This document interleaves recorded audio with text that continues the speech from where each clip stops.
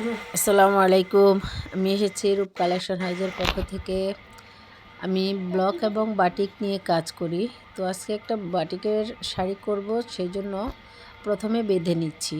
আমাদের বাঁধাটা কেমন হচ্ছে দেখুন, কারণ ডিজাইন অনুযায়ী আমাদের বাঁধতে হবে। আমি কালারের ছবিয়েছিলাম, সেটা দেখানো হয়নি, স্কিপ করে ফেলেছি।